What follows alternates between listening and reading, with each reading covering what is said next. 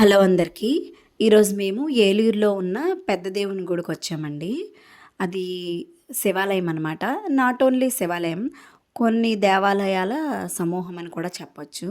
But ఈ temples అన్నీ ఒకే సరౌండింగ్స్‌లో ఉంటాయన్నమాట. ఇది స్టార్టింగ్ ఎంట్రీ అనమాట. మొట్టమొదటిగా మనకి దేవాలయంలో మహిషాసురమర్దిని అమ్మవారి టెంపుల్ అయితే కనిపిస్తూ ఉంటది.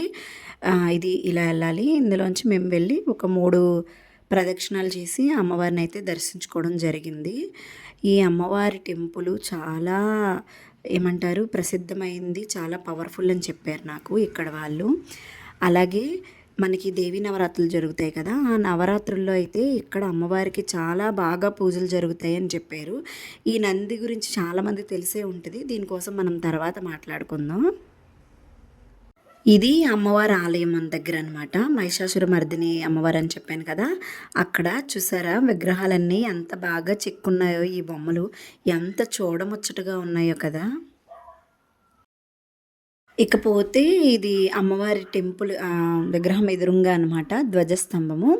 ధ్వజస్తంభానికి కింద కూడా వినాయక స్వామి వారి విగ్రహాలు అయ్యున్నాయి. ఇదే అమ్మవారి విగ్రహం అనమాట. నన్ను దగ్గర నుండి వీడియో తీయనివ్వద్దు అన్నారు. సో, నేను వీడియో తీయలేకపోయాను. ఇంకా అమ్మవారి ఆలయం చుట్టూతా ఇదంతాను. ఈ అమ్మవారి ఆలయం చుట్టూ ఏంటంటే అష్టలక్ష్మి బొమ్మలు వేసి అమ్మవారి పేర్లు కూడా ఆదిలక్ష్మి లేకపోతే ఇవి ఉంటాయి కదా అమ్మవారి స్వరూపాలు అవన్నీ పేర్లు రాశారనమాట. రాసి మహాలక్ష్మి అష్టకం కూడా దాని మీద రాశారు. అలాగే ఈ గోపురం మీద చూసారా అమ్మవారి విగ్రహాలు అవి భలే చెక్కారు కదా! నిజంగా పాత గుడులు అంటే పాత గుడులు అన్నట్టుగానే ఎంత నిండుగా ఉంటాయో చాలా బాగున్నాయి. అండ్ ఇది వచ్చేసి మెయిన్ మన ఎంట్రన్స్ ఉంది కదా దానికి సంబంధించిన గోపురం అనమాట. ఈ గోపురం మీద కూడా చూసారా విగ్రహాలు ఎంత బాగా చెక్కబడి ఉన్నాయో. ఇంకెలా వస్తే ఇక్కడేమో సీతారాముల వారి టెంపుల్ ఉంది. నేను వెళ్ళేసరికి 11 అలా అయిపోయింది. కొంచెం లేట్ అయింది. దానివల్ల ఏంటంటే అయ్యగారులు అందరూ పూజ చేసుకొని వెళ్ళిపోయారు. అందువల్ల గుళ్ళన్నిటికీ లాక్ చేసుంది. సర్లే ఏమవుద్దిలే మనం దండం పెట్టుకుందాం అనేసి దండం పెట్టుకున్న తర్వాతే నేను మీకు వీడియో తీసి చూపిస్తున్నాను. ఇదేమో సీతారామచంద్రమూర్తి విగ్రహం అనమాట. చూడండి ఎంత నిండుగా ఉన్నాయో విగ్రహాలు అన్నీ కూడా. అలాగే ఈ గుడి నుండి కొంచెం ఇలా ముందుకు వస్తే ఇక్కడేమో శివాలయం అనమాట. ఇదే చెప్పాను కదా స్టార్టింగ్‌లో శివాలయం అని చెప్పి. ఇదిగోండి ఇది శివాలయం గోపురం అనమాట. నాకేం అర్థం కాలేదంటే ఈ టెంపుల్ కింద భాగంలో ఒక కార్నర్‌లో ఏదో ఒక దేవుడిదైతే ఉంది. విగ్రహమో లేకపోతే ఏంటో తెలియట్లేదు కానీ అదిగోండి చూస్తున్నారా? అదైతే ఏంటో నాకు అక్కడి నుండి కనబడలేదు. నేను అక్కడికి వెళ్ళలేకపోయాను కూడా. మీరు ఎవరైనా వెళ్తే కామెంట్ చేయండి. అండ్ ఇదే శివాలయం.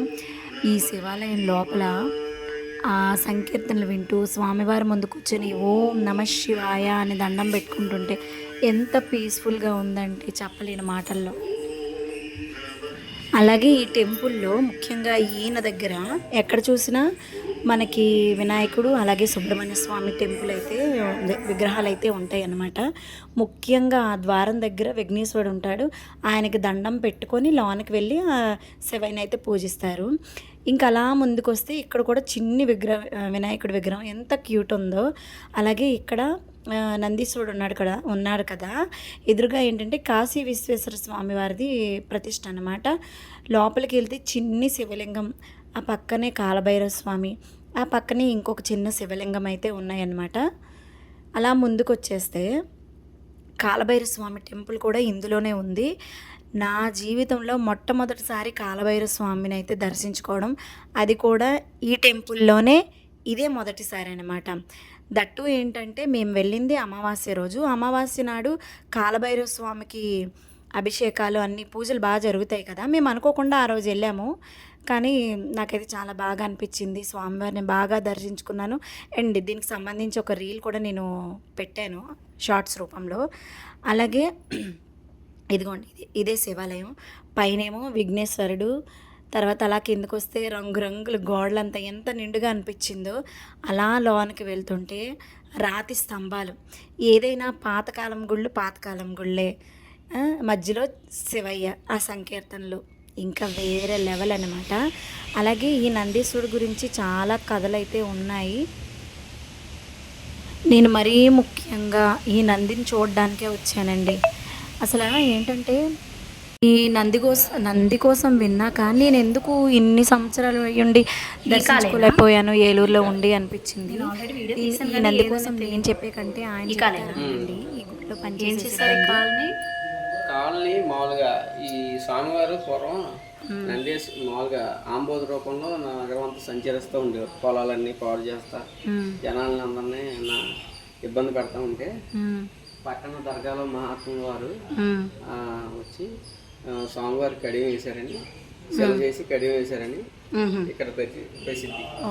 ఈ స్వామివారికి మొన్న రీసెంట్గా ఒక 15 ఏళ్ళు అవుద్ది. ఆ నందిని కాలు కోసి కడియం తీసుకెళ్ళిపోయారు. తీసుకెళ్ళిపోతే మళ్ళీ సంప్రోక్షణ చేసి వేరే కడియం వేశారు పంచలోహాలు. స్వామివారికి పిల్లల పుట్టలేని వాళ్ళు కానీ పెళ్లి కాని వాళ్ళు కానీ వచ్చి శనగలు కట్టి తైలాభిషేకం చేస్తే స్వామివారికి శనివారం కానీ సోమవారం కానీ ఖచ్చితంగా అనుకున్నది ఖచ్చితంగా జరుగుతుంది. విన్నారు కదా ఆయన చెప్తున్న, ఆయన మాటల్లోనే ఆయన నంది కోసం ఎలా చెప్తున్నారు. ఇదివరకు చిన్నది ఉండేదా? లేదండి, అదే ఇక సెలవు చేశాక ఇంకా అలా ఉండిపోయింది.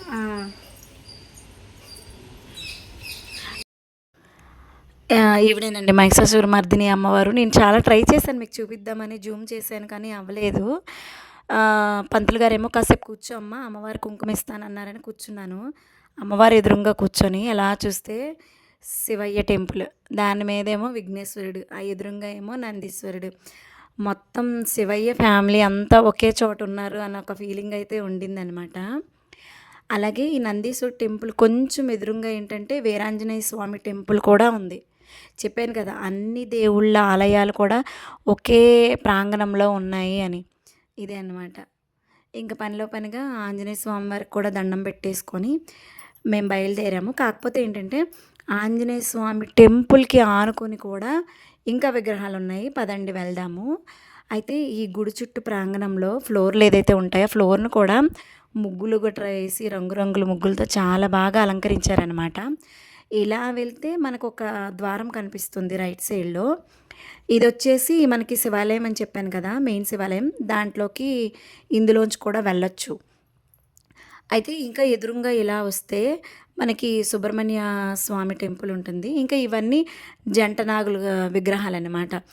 ఎవరికైతే పిల్లలు లేరో లేదంటే పెళ్ళి అవ్వలేదని ఇలా బాధపడుతూ ఉంటారు కదా, అలాంటి వాళ్ళు ఈ స్వామివారికి ఏంటంటే ఈ విగ్రహాలకి పాలాభిషేకం లాంటివి చేస్తే చాలా మంచిది అని చెప్తారు. ఎవరైనా ఇంకా తెలియకపోతే ఒకసారి వచ్చి స్వామివారి దగ్గర అభిషేకం అవి చేయించుకోండి. అలాగే సుబ్రహ్మణ్య స్వామి ఎదురుగా కూడా చిన్ని శివలింగం అయితే ఉంది, బాగుంది. ఇంకా నాకు స్వామివారు అయితే పంతులు గారు అయితే కుంకుమ అయితే ఇచ్చారు. చూసారా ఈ టెంపుల్ అంతా ఎంత పీస్ఫుల్గా ఉందో, ఒక్కసారైనా వచ్చి విజిట్ చేయండి. నాలాంటి వాళ్ళు ఇంకా ఎవరైనా ఉండుంటే. అండ్ కుంకుమ ఇచ్చారు, కుంకుమ తీసుకొని మేమైతే బయలుదేరిపోయాం. ఇంకా బయట కూడా చిన్న టెంపుల్ అయితే ఉంది, ఆ టెంపుల్ కూడా దండం పెట్టుకొని వెళ్ళిపోయాం. Bye bye.